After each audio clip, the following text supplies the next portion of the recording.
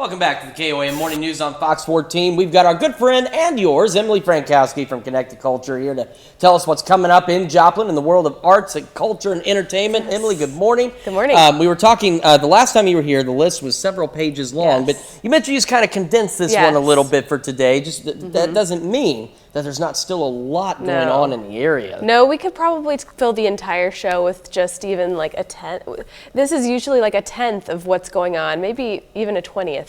But if you go to connecttoculture.org, you can explore our Joplin Arts and Cultural Calendar, which includes area events around Joplin as well. But you'll see performances, events, classes, and exhibits. There's something going on every day, every weekend. So you always have choices on what you want to do and what kind of arts and culture you want to participate in. And usually we don't send people to the website right off the top, but the website is a great resource because, as you mentioned, everything that's going on is going to be on there. And so just because we may not mention it on our morning show doesn't mean there's not something happening. But you just kind of highlighted some of the key events this month. So what are some of the big things that are going on? Yeah, so the first one that I put in here because I thought it was pretty neat is the Songs of the Stage, Favorites from Opera and Broadway.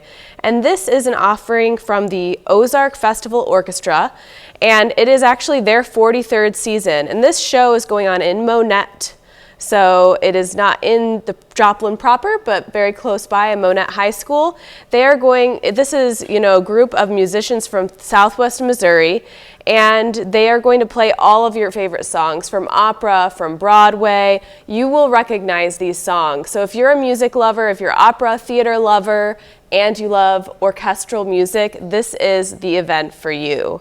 And it's there's all these talented musicians right here in our area. Sometimes people don't realize that so much talent is just all around us. You don't have to go to Kansas City or St. Louis to experience it. There's so many different opportunities right here.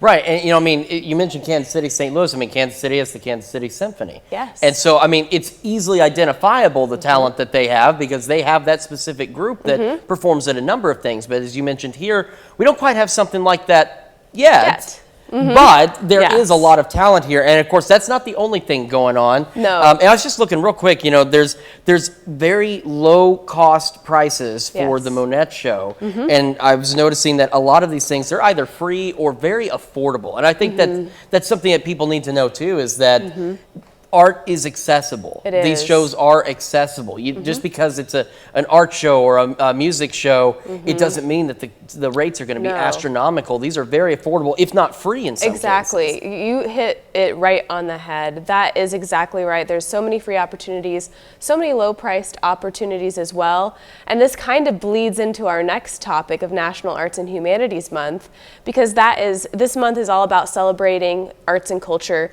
and getting more access to it and starting that relationship with arts and culture. And Connect to Culture is just a great resource for you to be able to do that, since we network and we talk to 40 plus different nonprofit and for-profit arts organizations. We collect all their information and put it out there on our website, on social media. We come to share the news with you all. And National Arts and Humanities Month is all about celebrating arts and culture all over the nation. So we're not alone in celebrating.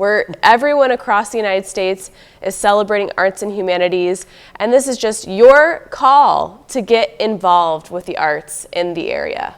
An excellent opportunity to do so. And then you've got something also just in time for spooky season. It is. There's a lot of course, it shouldn't surprise anyone that there's a lot of creative offerings during the Halloween and spooky season.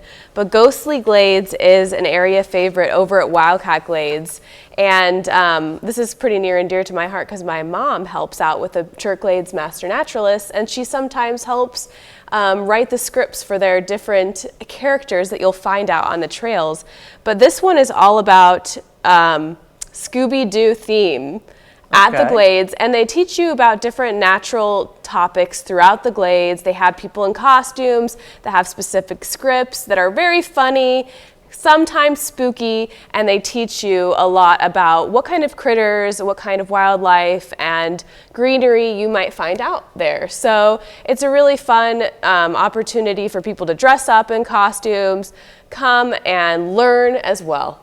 All right, Emily, thank you so much for joining us this morning, because we have this is what we're talking about. There's still more on this list, and There is. we're already out of time. Oh my It's gosh. the crazy part. And so there's a lot of great things going on, as we mentioned. You can find the information at the Connect to Culture Yes. website, and of course we'll have links to all this stuff on our website, koamnewsnow.com, and there's the other site, connecttoculture.org. That's number 2, by the way, connecttoculture.org for more information on all these fantastic, either free or very low-cost events taking place across the area.